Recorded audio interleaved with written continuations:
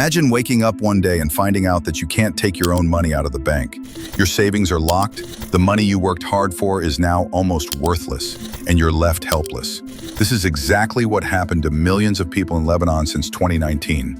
Their banking system collapsed, the local currency lost almost all its value, and now more than 75% of the population lives in poverty.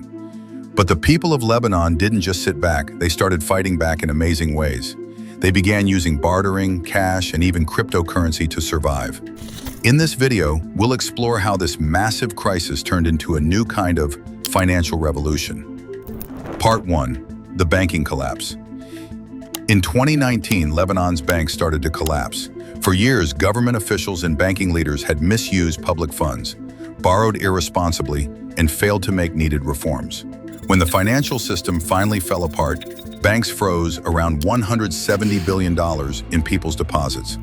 This meant millions of citizens suddenly couldn't access their own life savings. Families who had worked hard and saved for decades were now helpless. At the same time, the Lebanese currency, the lira, began to lose its value rapidly. By 2025, it had dropped by 98%, turning once affordable goods into luxuries. A loaf of bread that used to cost 1,500 lira in 2019 now costs over 100,000 lira. Everyday items like milk, rice, or medicine became too expensive for most families. By 2023, inflation crossed 200%, crushing the middle and lower classes. People were forced to choose between paying rent or feeding their children. Banks allowed only small withdrawals and often gave them in the nearly worthless lira, wiping out people's savings in real terms. Many retirees, parents, and students were left stranded, watching the value of their money vanish. It wasn't just a financial disaster, it was a personal tragedy, and for many, a deep sense of betrayal by their own country and its leaders. Part 2, how people fought back. But Lebanese people didn't give up. When the banks stopped working, they created new ways to survive. In many parts of Beirut, people started trading goods and services directly. For example, someone might trade a bag of rice for a haircut. This kind of bartering became common. US dollars also became very important. Many people now use them instead of the lira. But the biggest surprise was the rise of crypto. According to a report by Chainalysis, Lebanon became one of the top 10 countries in the world for cryptocurrency use in 2024. People started using Bitcoin and stablecoins like Tether to buy things, send money, and protect their savings. Even small businesses like cafes in Beirut began accepting crypto payments. Young people especially are using apps like Binance to avoid banks and take control of their money.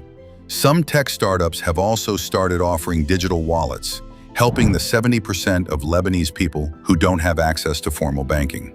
These solutions aren't perfect, but they are giving people hope and new tools to live. Part 3, the struggles and the hope. Even with all these efforts, the situation is still very hard. Political problems in the country have made it difficult to fix things. Talks with the IMF to help reduce Lebanon's $56 billion debt are moving very slowly. In cities like Tripoli, families are skipping meals just to afford fuel or medicine. The banking system is still broken, with half of its loans not being paid back. Crypto and bartering help in daily life, but they can't fix the whole system. Still, there is hope. If the country can restructure its debt and get international support, things could slowly improve. Lebanese entrepreneurs are trying to bring change through new ideas, especially in fintech.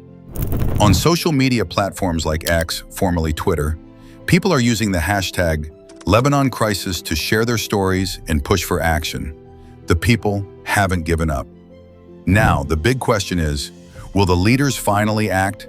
And Lebanon's banking crisis took away people's savings, but it also started a movement. From bartering to Bitcoin, the people are creating a new way of living without depending on broken systems. Their story shows how strong and creative people can be, even in the worst situations. Want to learn more?